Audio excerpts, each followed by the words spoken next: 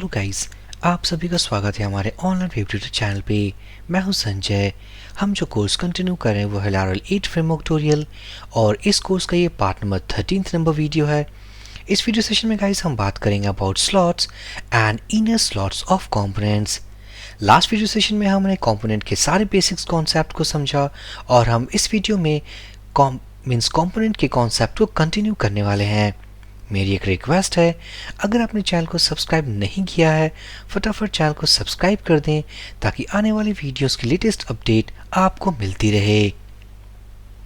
Last video session में guys हमने देखा था कि अगर हमें अपने किसी भी कंपोनेंट क्लास को क्रिएट करना हो simply we need to use a command called php artisan make component और यहाँ पर होगा हमारा कंपोनेंट क्लास नेम।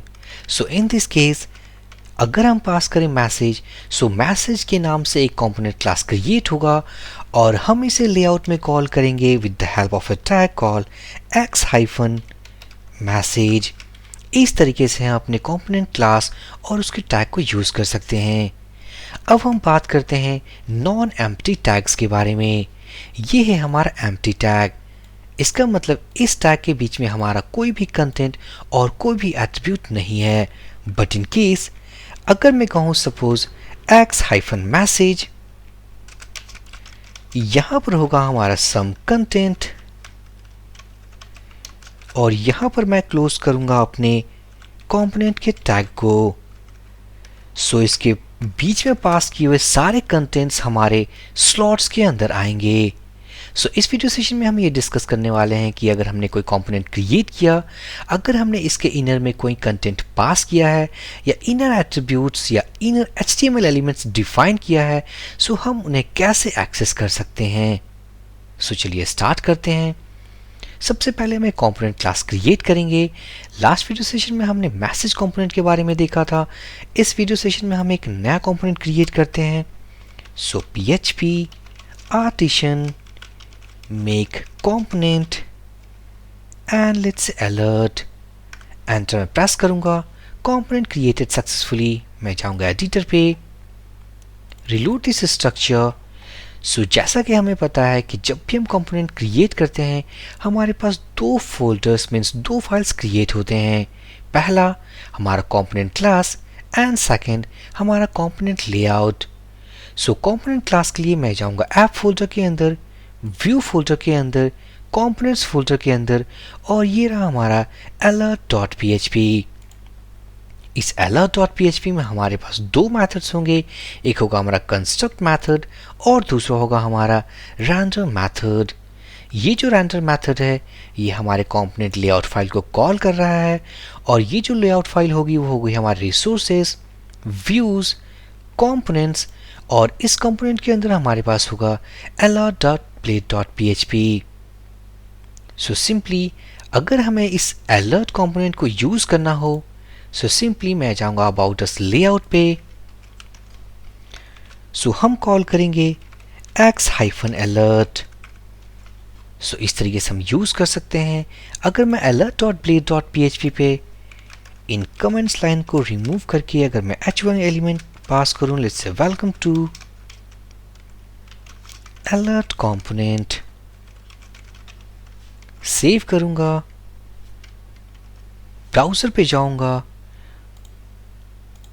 और अगर मैं टाइप करूं हमारा route call about-us, development server start नहीं है। First of all we need to start our development server. php artisan serve और वेलकम टू alert component। ये वो कंपोनेंट है गाइस जो कि हमने यहाँ पर इसके लेआउट में डिफाइन किया हुआ है और यहाँ पर हमने यूज किया हुआ है एक एम्प्टी कंपोनेंट टैग। यहाँ पर कोई भी इनर कंटेंट्स हमने पास नहीं किया है। But in case if suppose let's say we have something, let's say we have something inner content. हमारे पास इनर कंटेंट है। अब इस कंटेंट को हम कैसे एक्सेस कर सकते हैं अपने लेआउट में, क्योंकि हमने यहाँ पर एक स्टैटिक मैसेज डिस्प्ले किया है। In case if we want to access the inner contents of this component, so simply हम यूज करने वाले हैं स्लॉट कॉन्सेप्ट। सो मैं इसे रिमूव करूंगा। Use the syntax to print any value, ये हमारा सिंटैक्स है और इसके अंदर मैं यूज करूंगा स्लॉट वेरिएबल। सो सिंपली ये स्लॉट वेरिएबल हमारे वो सारे कंटेंट्स को शो करेगा जो हम इस कंपोनेंट टैग के अंदर पास करने वाले हैं।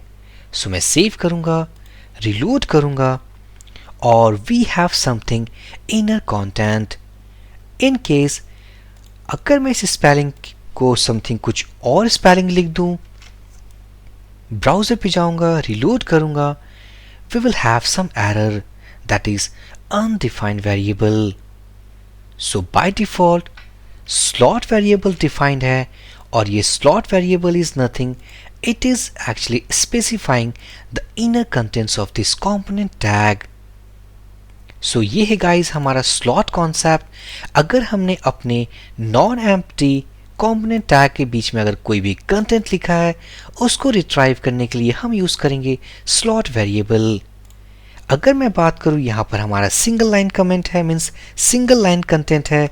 अगर मैं यूज करूं h3 tag, so welcome to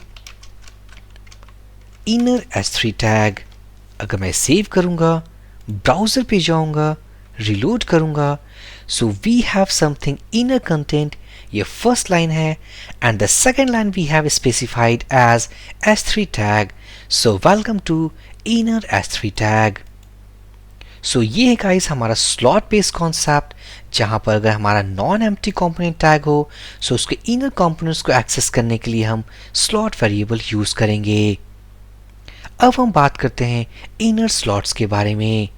so in case हमें इनर स्लॉट्स डिफाइन करना हो, मीन्स इस कंपोनेंट टैग के अंदर इनर स्लॉट्स के बारे में डिस्कस करें, तो मैं यूज करूंगा x-slot।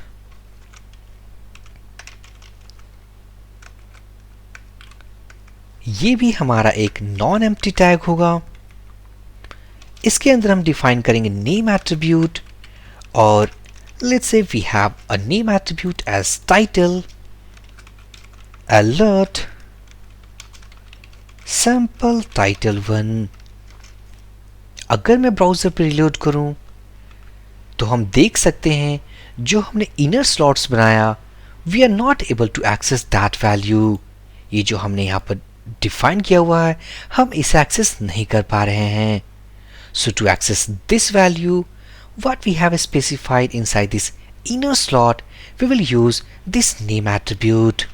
इसका मतलब कि यहाँ पर जो हमने कंटेंट डिफाइन किया हुआ अपने इनर स्लॉट्स के अंदर, अगर इस वैल्यू को हमें एक्सेस करना हो अपने लेआउट में, सो हम टाइटल की को यूज करेंगे।